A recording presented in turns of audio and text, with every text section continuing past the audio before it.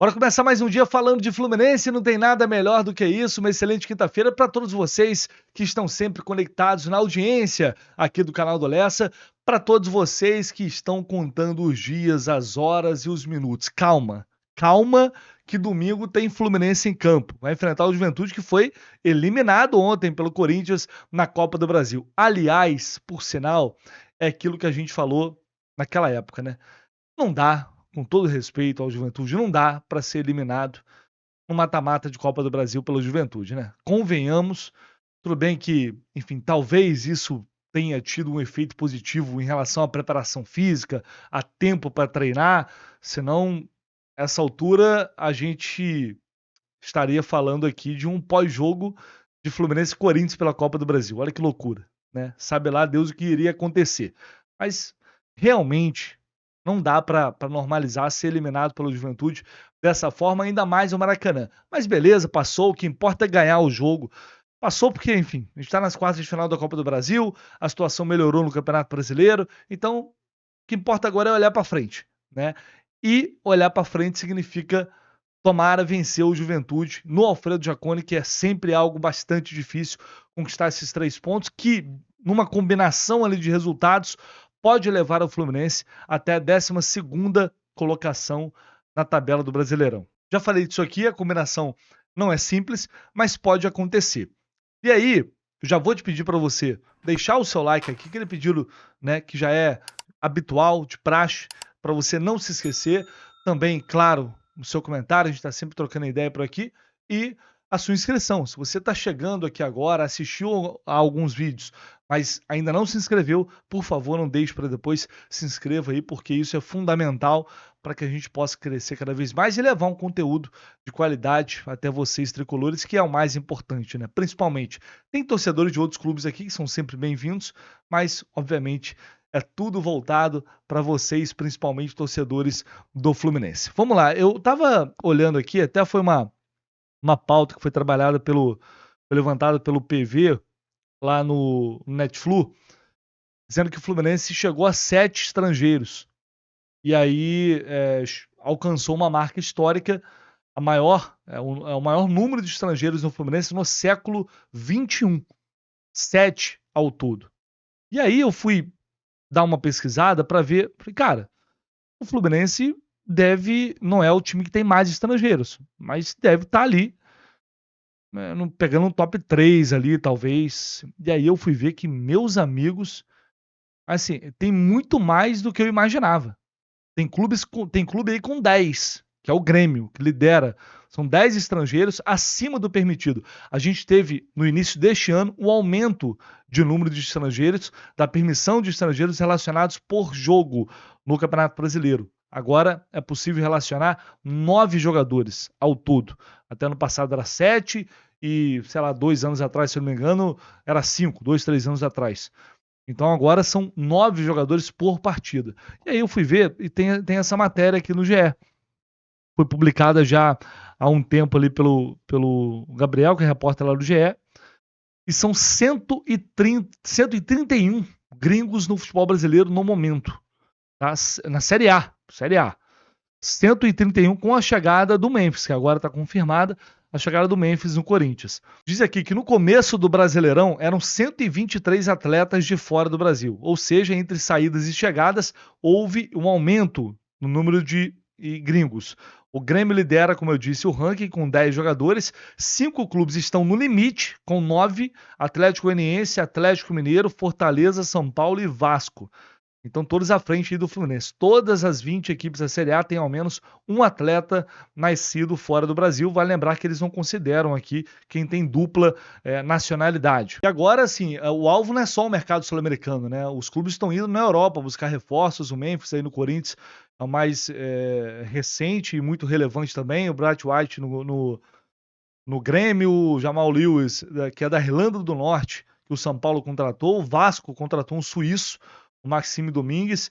São 17 nacionalidades ao todo, entre os 131 jogadores estrangeiros. Na verdade, é provável que 18 nacionalidades, porque o Memphis é holandês, até onde eu sei, não tem outro holandês no futebol brasileiro. Se estiver aí, Podem me corrigir, mas tô falando de cabeça aqui, mas acho que não. Então também esse número subiu. E aí a gente vai ver aqui o Atlético, que tem 8 estrangeiros, né? Quem tem 9 e quem tem 10, a gente já citou. O Botafogo também tem 8 estrangeiros. Vamos ver aqui quem mais tem 8. Corinthians 6, Cruzeiro 6, Flamengo tem 8.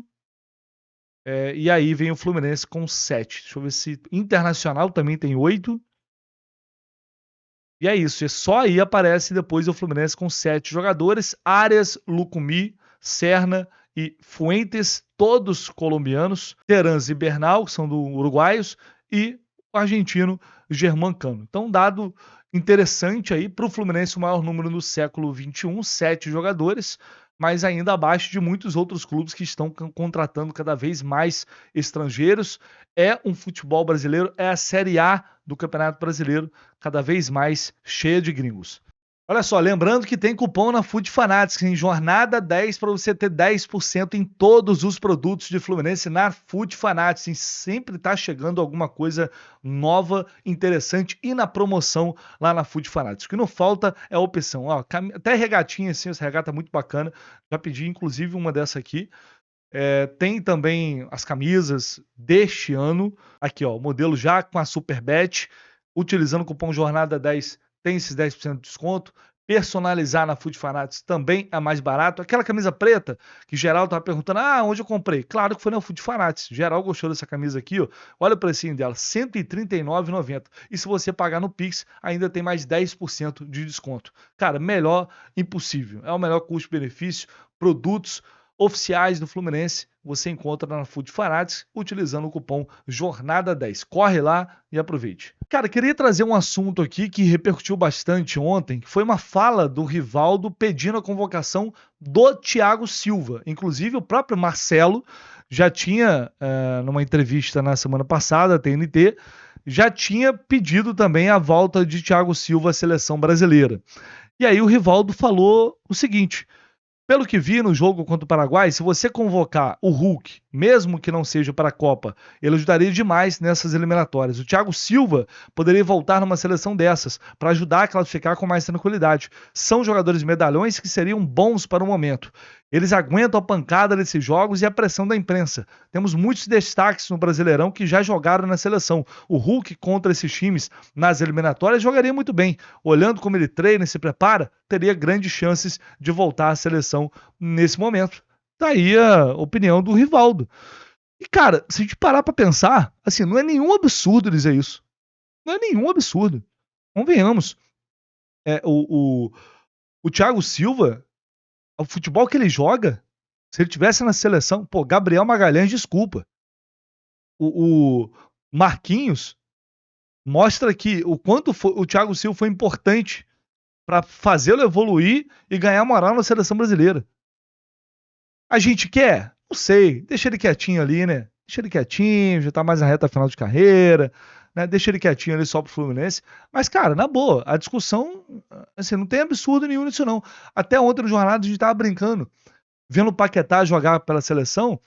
Se num jogo desse contra o Paraguai a gente coloca ali Paulo Henrique Ganso, seria pior do que o Paquetá? É absurdo dizer isso? Estou dizendo que o Ganso tem que ser titular da seleção, tem que ser convocado sempre. Se o Ganso pode jogar uma Premier League, é outra parada, é outra realidade. Mas nesses jogos assim de eliminatórias, esses jogadores, será que jogariam menos do que os que estão lá? É muito absurdo dizer isso? Eu acho que não, e muito pelo contrário. Só que a gente individualiza muito as questões na seleção brasileira. O problema é estrutural, vai muito além. O Dorival agora tende a ser a próxima vítima, assim como o Diniz foi lá atrás. E a gente viu que não é que a seleção não melhorou com o Dorival, ela conseguiu piorar. É um negócio impressionante, mas veio de cima para baixo de uma CBF que, historicamente, ao longo dos últimos anos, sofreu com corrupção e agora é liderada por amadores, por pessoas incompetentes, por pessoas que não têm a mínima capacidade de conduzir uma entidade desse tamanho e muito menos o futebol brasileiro. O resultado a gente está vendo aí. Vai muito além de treinador. Os jogadores claramente têm potencial, tem bons jogadores, mas que não conseguem jogar porque não tem um conjunto, o conjunto não tem, não tem liderança. Falta absolutamente tudo a seleção. Então colocar Thiago Silva lá vai servir para apontar o dedo e falar, esse velho, tá aí, ó, o Chorão tá de volta. Só ia servir para ainda mais a raiva, a mágoa que eles guardam no Fluminense, né? Vocês imaginam, coloca o Thiago Silva lá, o que ia acontecer. Enfim, mas achei bacana trazer essa discussão e o que disse aí o Rivaldo, que é um cara que fala muito pouco e geralmente quando fala tem uma repercussão grande. E o Zinho, na ESPN, também falou de Fluminense. O Zinho, que impossível não lembrar, né? Do Zinho falando que é tricolor pro Marcelo depois da final da Libertadores. Zinho. Você tentou disfarçar, mas não deu, não. Mas vamos lá. O que o Zinho falou aqui do Fluminense. Fluminense, abre aspas, já tinha um elenco muito bom, que eu colocava como postulante ao título, ou pelo menos brigar por classificação na Libertadores pelo Brasileirão. Mas nas Copas, para brigar por título. Tiveram lesões, problemas, troca de treinador, agora vai se encaixando com o Mano, tem reforços, principalmente o Thiago Silva. Com a recuperação desses jogadores, com o trabalho mais conservador do Mano, acho que o Fluminense briga pela Libertadores. Eu acho que o Fluminense, no mata-mata, pode sim e tem condições, com jogadores bem fisicamente, de ir ganhando espaço. É o atual campeão da Libertadores. No Brasileiro, é para sair o Z4, brigar por título não dá mais, tá longe disso. Não sei nem se dá tempo de se recuperar para terminar no G6. Mas na Libertadores, o Fluminense pode sonhar sim, disse o tricolorzinho. E aí? E aí, senhoras e senhores? É uma opinião que a gente compartilha, evidentemente, e a gente sonha cada vez mais.